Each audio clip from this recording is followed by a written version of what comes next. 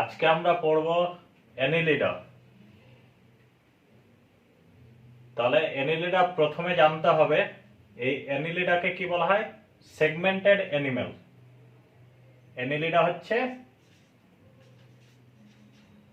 Segmented animal. Segmented কেন বলছে? কারণ এদের যে বডি স্ট্রাকচার থাকছে তাতে কি অনেকগুলো সেগমেন্ট দেখতে পাবো, তার জন্য অ্যানিলিডাকে বলা হয় সেগমেন্টেড অ্যানিমেল। এবার এই যে বডি একটা সেগমেন্ট আছে, এর ভিতরে একটা ইন্টারনাল ওয়াল দেখতে পাবো। এটা একটা ইন্টারনাল ওয়াল, এটা একটা ইন্টারনাল ওয়াল, এটা একটা ইন্টারনাল ওয়াল। এই ইন্টারনাল ওয়ালগুলোকে কি বলা হয়? এই ইন্টারনাল ওয়ালগুলোকে বলবো সেপ্টা।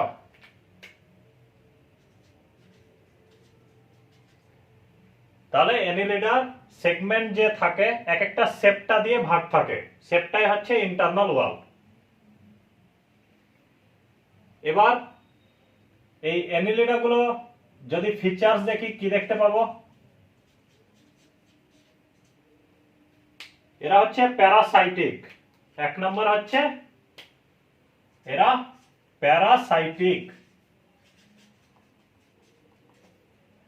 সেকেন্ড যদি দেখি, সেকেন্ড হচ্ছে বডি সিমেট্রি।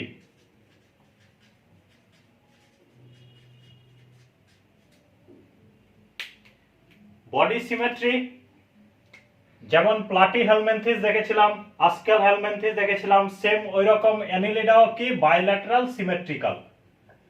আর আমরা আগেই জানতাম বাইল্যাটারাল সিমেট্রিক্যাল মানে একটা যে কোনো প্ল্যানে অ্যানিমালটাকে দুটো ভাগে ভাগ করা যাবে বডিকে।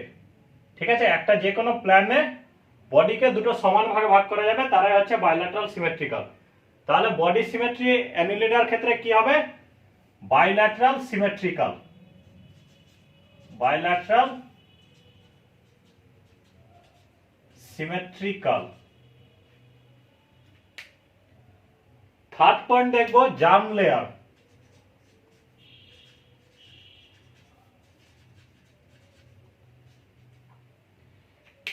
এদের ক্ষেত্রে জার্ম লেয়ার কটা লেয়ার থাকবে? ট্রিপ্লোব্লাস্টিক। ট্রিপ্লোব্লাস্টিক। এইখানে যদি ছবি দেখি, এই বাইরের লেয়ারটা কি? এটা হচ্ছে একটোডার্ম। একটোডার্ম। ভিতরের সেকেন্ড লেয়ারটা কি হবে? সেটা হচ্ছে মেসোডার্ম। আর সব থেকে ভিতরে যে লেয়ার থাকবে সেটা হচ্ছে এন্ডোডার্ম। তাহলে এদের জার্ম লেয়ার হচ্ছে ট্রিপ্লোব্লাস্টিক। ফোর্থ পয়েন্ট দেখব বডি ক্যাভিটি বা Silam. Body cavity or Silam. এই অ্যানিলিডা হচ্ছে ফার্স্ট কিংডম যেখানে ট্রু সিলম দেখা যাবে। এরা হচ্ছে ট্রু সিলোমেট। ট্রু সিলোমেট।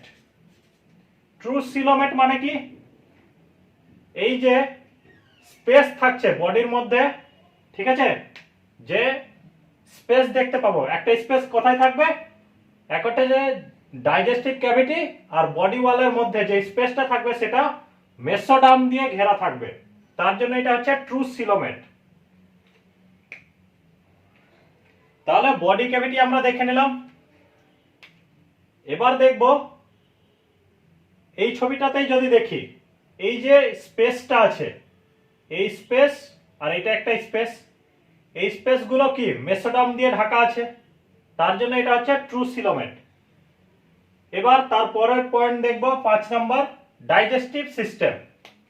ডাইজেস্টিভ সিস্টেমে কি দেখতে পাবো? এদের মধ্যে কমপ্লিট ডাইজেস্টিভ সিস্টেম দেখতে পাবো। কমপ্লিট ডাইজেস্টিভ সিস্টেম কেন বলছে? কারণ এই যে বডিটা অনেকগুলো পোরশনে ভাগ থাকছে, আর তার মধ্যে মাউথ দেখতে পাবো, অ্যানাস আছে, স্টোমাক আছে, এগুলো সবকিছু, ইন্টেস্টাইন সবকিছু দেখতে পাবো। তাহলে ডাইজেস্টিভ সিস্টেমে কি কি পোরশন আছে? ফার্স্টে এটা হচ্ছে মাউথ, তারপরে দেখতে পাবো ইসোফেগাস, ঠিক আছে।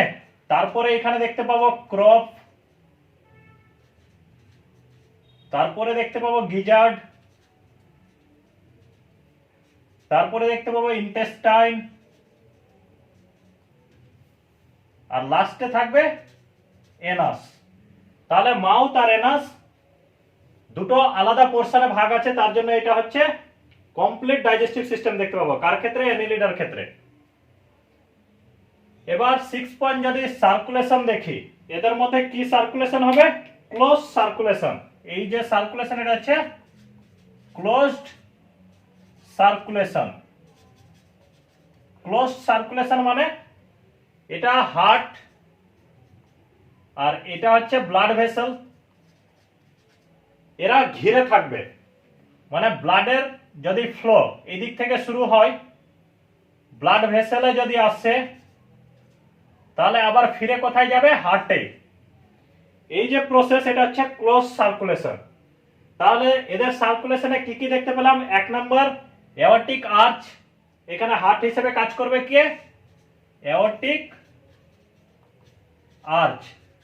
তাহলে অ্যানিলিডাই হচ্ছে প্রথম যাদের ক্ষেত্রে এওর্টিক আর্চ দেখতে পাবো। তারপরে ব্লাড সার্কুলেশন হবে, ব্লাড দেখতে পাচ্ছি আর ব্লাড ভেসেল, বোঝা গেছে? তাহলে সার্কুলেশনে কি দেখলাম? এদের সার্কুলেশন হচ্ছে ক্লোজড সার্কুলেশন, এওর্টিক আর্চে ভাগ থাকবে, ব্লাড ভেসেলে ভাগ থাকবে, আর এদের মধ্যে ব্লাড ফ্লো শুরু হবে। এরাই প্রথম যাদের মধ্যে ব্লাড ফ্লো শুরু হচ্ছে। তারপরে পয়েন্ট দেখবো রেসপিরেশন।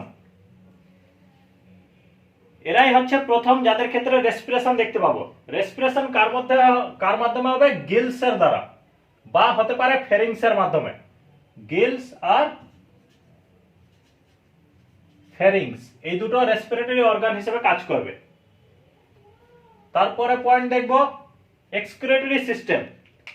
এদের যে কমপ্লিট স্টোমাক দেখতে পাচ্ছিলাম, মানে কমপ্লিট ডাইজেস্টিভ সিস্টেম, তার নিচে একটা কি দেখতে পাবো? নেফ্রিডিয়া।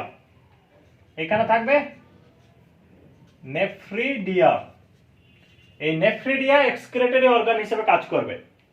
আর দুটো এক্সক্রিটরি অর্গান হিসেবে কাজ করতে পারে, এক হচ্ছে এনাস, আর বডিতে যে ক্যানাল গুলো থাকছে সেইগুলো এক্সক্রিটরি অর্গান হিসেবে কাজ করবে। তাহলে কি কি দেখলাম? এক ক্যানাল হতে পারে, নেফ্রিডিয়া হতে পারে, বা এনাস হতে পারে। তারপরে পয়েন্ট দেখবো নার্ভাস সিস্টেম। এদের আমরা যেমন আস্কেলমেন্থিসে দেখেছিলাম কি নার্ভাস সিস্টেম দুটো পোর্শনে ভাগ হচ্ছিল। একটা হচ্ছে ব্রেনের কিছু পোর্শন তৈরি হয়েছিল, একটা হচ্ছে স্পাইনাল কর্ডে কিছু পোর্শন তৈরি হয়েছিল। সেম অ্যানিলিডার ক্ষেত্রেও দেখতে পাবো। ব্রেইনে কি দেখতে পাবো?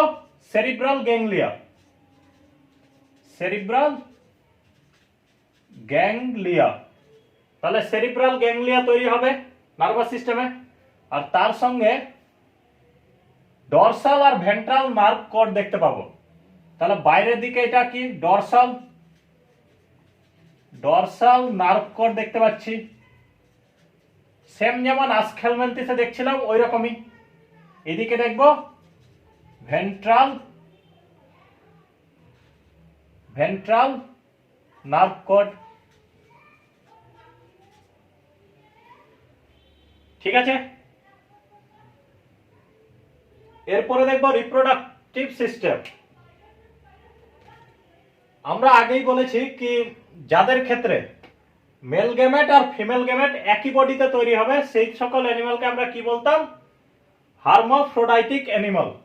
তাহলে এরাও কি? এদের ক্ষেত্রেও মেল গ্যামেট আর ফিমেল গ্যামেট একটাই বডিতে তৈরি হচ্ছে, তার জন্য এদেরকে বলা হয় হার্মাফ্রোডাইটিক অ্যানিমাল। তাহলে অ্যানিলিডাও হচ্ছে হার্মাফ্রোডাইটিক অ্যানিমাল। এদের মধ্যেও এটা হচ্ছে টেস্টিস আর এটা হচ্ছে ওভারি, আর মিডিলে যে ডাক্ট দেখতে পাবো সেটা হচ্ছে ওভিডাক্ট। তাহলে এদের এক সিঙ্গেল বডিতেই মেল গ্যামেট আর ফিমেল গ্যামেট দুটোই তৈরি হয়। এবার যখন এরা রিপ্রোডাকশন করবে তখন দুটো কি ক্রস ফার্টিলাইজেশন করবে, মানে এর ওভারির সাথে আরেকটা যে অ্যানিলিডা থাকবে তার কি টেস্টিস এর মাধ্যমে রিপ্রোডাকশন হবে। তাহলে এইভাবে হচ্ছে, এটাই হচ্ছে ক্রস ফার্টিলাইজেশন। Cross fertilization. আর এদের ক্ষেত্রে কি ইন্টারনাল ফার্টিলাইজেশন দেখব, শুধুমাত্র সেক্সুয়াল রিপ্রোডাকশন দেখতে পাবো। তাহলে অ্যানিলিডার মোটামুটি ফিচার্স হচ্ছে এইটুকুই। কি কি দেখলাম ফিচার্সে? ফার্স্ট দেখলাম এরা হচ্ছে প্যারাসাইটিক, সেকেন্ড হচ্ছে body symmetry bilateral symmetrical, germ layer হচ্ছে ট্রিপ্লোব্লাস্টিক, বডি ক্যাভিটি বা সিলোমে ট্রু সিলোম দেখতে পাচ্ছি কারণ মেসোডার্ম দিয়ে ঢাকা থাকবে বডি ক্যাভিটিটা। ডাইজেস্টিভ সিস্টেমে কমপ্লিট ডাইজেস্টিভ সিস্টেম দেখতে পেলাম, সার্কুলেশনে ক্লোজ সার্কুলেশন দেখতে পাচ্ছি, রেসপিরেশন রেসপিরেটরি অর্গান হিসেবে কি কাজ করবে, গিল অর ফেরিংস। এক্সক্রিটরি সিস্টেমে কে কাজ করছে, নেফ্রিডিয়া, অ্যানাস অর ক্যানাল গুলো। নার্ভাস সিস্টেমে ব্রেন আর স্পাইনাল কর্ডের পোরশন গুলো তৈরি হবে, ব্রেনে থাকছে সেরিব্রাল গ্যাংলিয়া আর ডরসাল আর ভেন্ট্রাল নার্ভাস কর্ড দেখতে পাচ্ছি।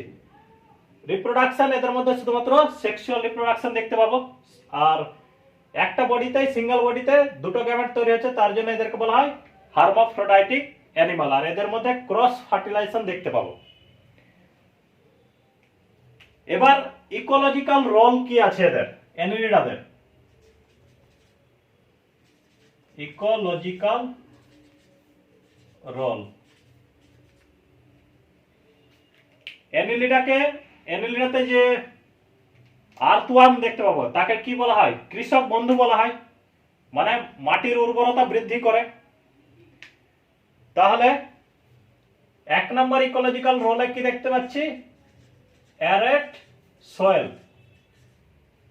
মাটির উর্বরতা বাড়াবে। সেকেন্ড দেখব ম্যাটেরিয়াল ব্রেকডাউনে এরা সাহায্য করবে। তাহলে ব্রেকডাউন অফ ম্যাটেরিয়ালস।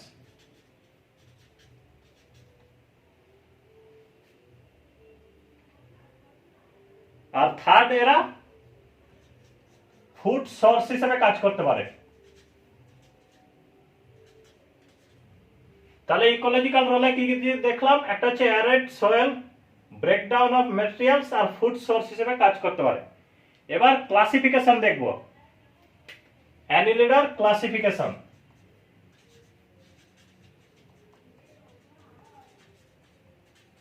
ক্লাসিফিকেশন মনে রাখার জন্য আমাদের একটা সিম্পল নিউমোনিক মনে রাখতে হবে, সেটা কি, হপ। এই ওয়ার্ডটা মনে রাখতে হবে, HOPE। ঠিক আছে, ফার্স্ট এইচ দিয়ে কি দেখব, হিরুডিনিয়া।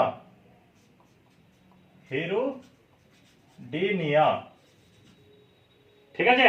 ও দিয়ে হচ্ছে অলিগোকিটা, অলিগোকিটা। আর পি দিয়ে হচ্ছে পলিকিটা।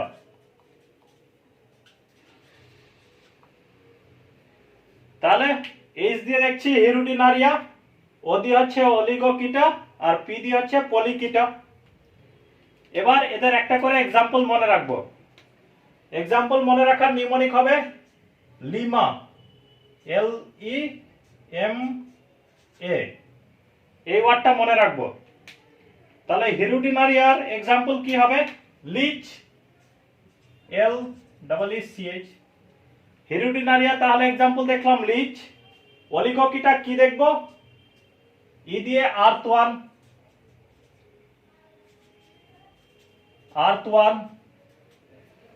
আর পলিকিটা হবে মেরিন ওয়ার্ম গুলো। পলিকিটা হচ্ছে মেরিন ওয়ার্ম। ঠিক আছে, তাহলে এইটুকুটাই হচ্ছে অ্যানিলিডা। আরেকটা জিনিস, অ্যানিলিডার আরেক নাম হচ্ছে, অ্যানিলিডাকে আরেকটা কি বলা হয়, ব্রিস্টল ওয়ার্ম। ব্রিস্টল ওয়ার্ম, এটা বলার কারণ কি, এই যে পলিকিটা ক্লাসিফিকেশন দেখলাম, এদের ক্ষেত্রে কি এদের সেগমেন্ট বডিটা সেগমেন্টেড থাকবে, আর প্রত্যেক সেগমেন্ট থেকে এক জোড়া করে অ্যান্টেনা আর প্যারাপোডিয়া নির্গত হবে। প্রত্যেক সেগমেন্ট থেকে এক জোড়া করে কি অ্যান্টেনা নির্গত হচ্ছে, আর প্যারাপোডিয়া এদের লোকোমোশনে সাহায্য করবে।